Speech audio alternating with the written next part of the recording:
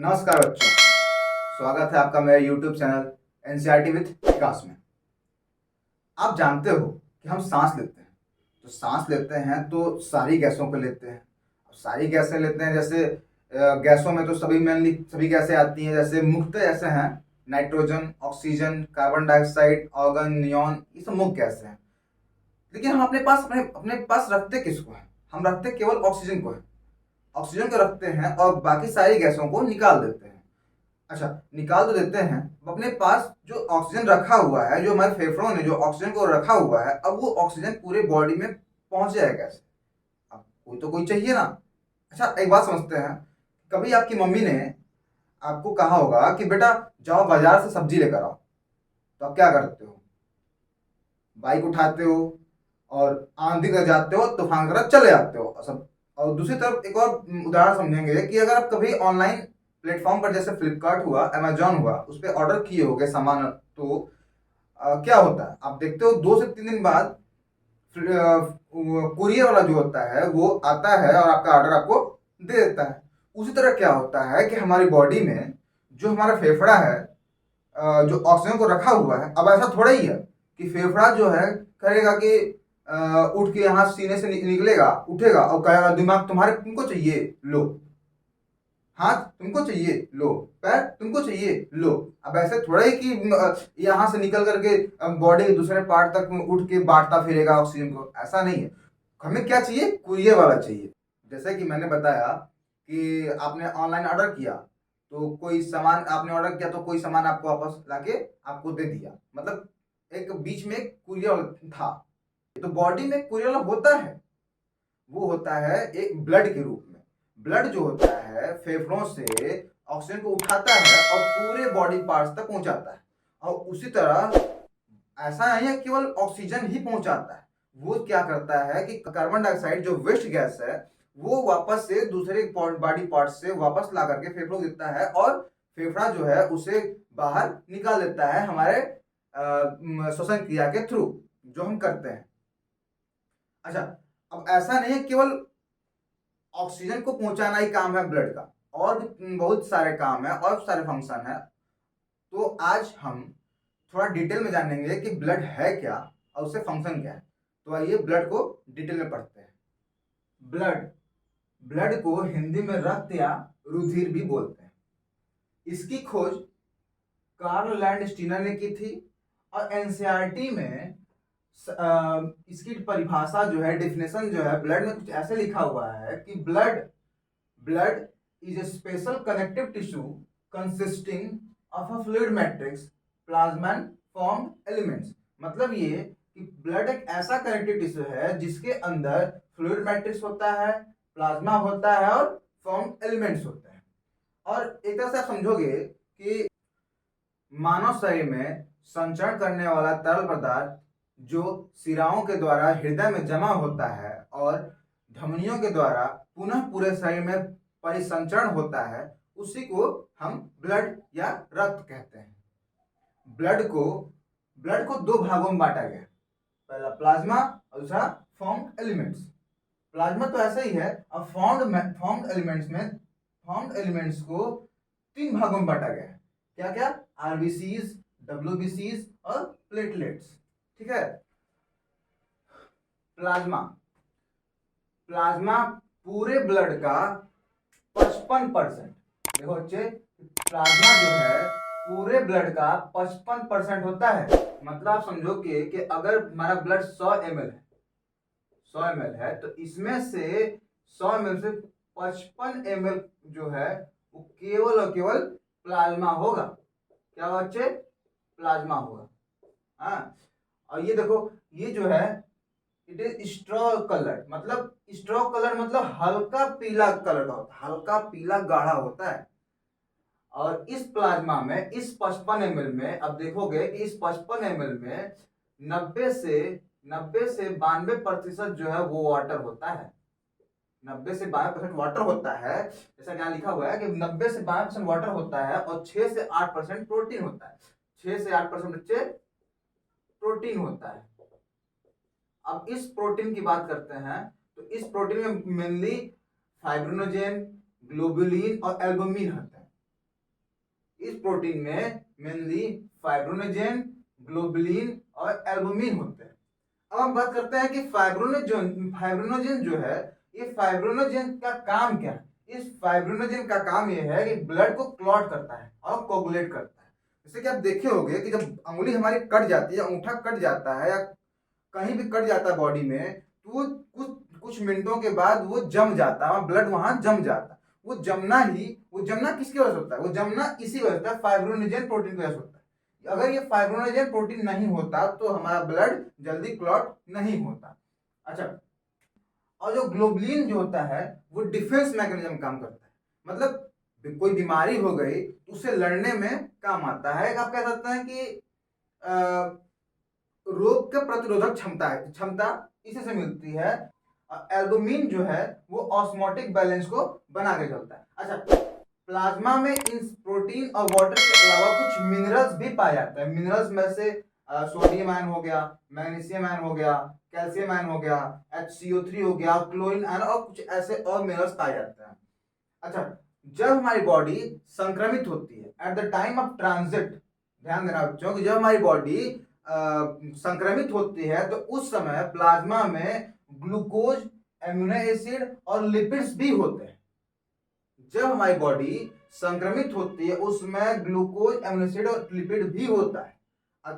जब अच्छा, इसमें कुछ प्लाज्मा में ही कुछ ऐसे क्लॉटिंग फैक्टर्स होते हैं, प्लाज्मा में ही कुछ ऐसे क्लॉटिंग फैक्टर्स होते हैं जो इनएक्टिव फॉर्म्स में होते हैं।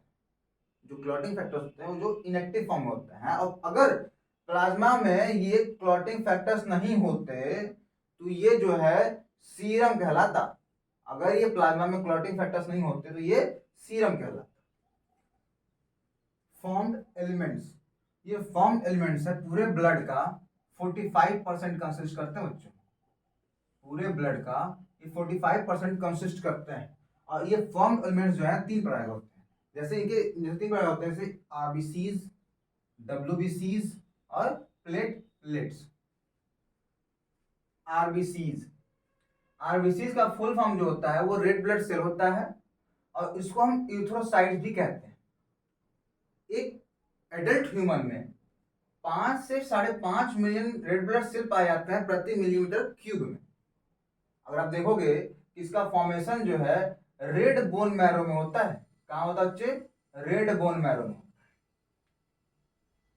और इसका शेप जो होता है वो बाइकॉन्केव होता है। आप फिगर में देख पा रहे होंगे कि शेप इसका जो होता है वो बाइकॉन्केव होता है। रेड कलर जो इसका जो रेड कलर है, red colour iron containing complex protein होता है जिसको कहते हैं हीमोग्लोबिन।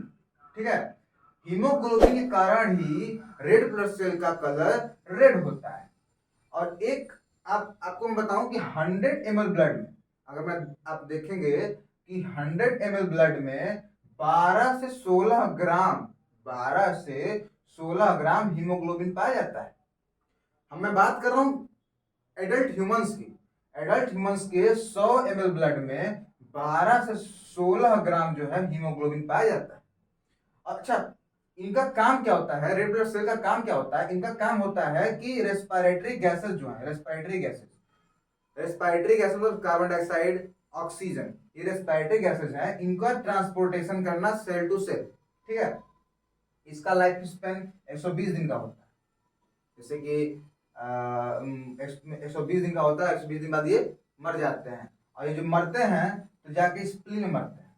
स्प्लीन को हम ब्लड का ग्रेवयार्ड भी कहते हैं। रेड ब्लड सेल का हम इसको ग्रेवयार्ड भी कहते हैं, स्प्लीन को। और अगर हमारी बॉडी में आरबीसी की कमी हो जाए तो उसकी वजह से हमें एनीमिया रोग हो जाता है। डब्ल्यूबीसीज को व्हाइट ब्लड सेल्स भी कहते हैं और दूसरे नाम में ल्यूकोसाइट्स कहते हैं। ये कलरलेस होता है, इसमें हीमोग्लोबिन एब्सेंट होता है।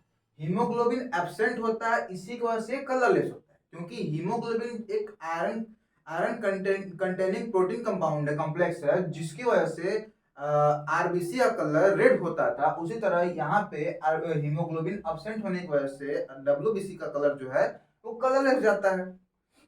इसमें न्यूक्लियस प्रेजेंट होता है। जबकि आरबीसी में न्यूक्लियर पेरेंट नहीं होता है। और 6000 से लेकर के 8000 प्रति मिलीमीटर क्यूब में पाया जाता है।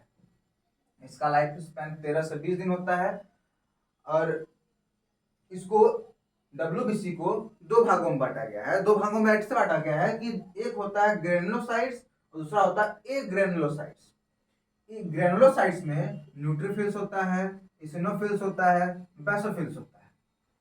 और एग्रेनुलोसाइट्स में लिम्फोसाइट्स होते हैं और मोनोसाइट्स होते हैं। अब मैं आपको बताऊं बच्चे कि न्यूट्रोफिल्स जो 60 to 65% होता है, इसिनोफिल्स 2 से 3% होता है और बेसोफिल्स 0.5 से 1% होता है। और इसी तरह लिम्फोसाइट जो है 20 to 25% होता है। समझ बच्चों, आप फिगर में देख पा रहे होंगे कि न्यूट्रोफिल्स, इसिनोफिल्स, बेसोफिल्स और लिम्फोसाइट्स और मोनोसाइट्स के फिगर्स। अब बात करते हैं न्यूट्रोफिल्स। न्यूट्रोफिल्स जो होता है, न्यूट्रोफिल्स और मोनोसाइट्स, न्यूट्रोफिल्स और मोनोसाइट्स मिलकर के फैगोसाइट्स बनाते हैं। जो फॉरेन ऑर्गेनिज्म जो होते हैं, जो बॉडी में फॉरेन ऑर्गेनिज्म जो आते हैं उनको मारने का काम करता है। बेसोफिल्स जो होता है हिपेरिन प्रोड्यूस करता है और इसकी वजह से इंफ्लेमेटरी एक्शन होते हैं। ठीक है। इसिनोफिल्स जो होता है वो इन्फेक्शन को रेज करता है। इससे कभी हमारी बॉडी में एलर्जी होती है, वो हम खुजली करते हैं, उससे इन्फेक्शन ना हो, वो इसिनोफिल्स की वजह से होता है। वो इसिनोफिल्स जो है वो इन्फेक्शन को होने से रोकता है। उसी तरह लिम्फोसाइट्स है।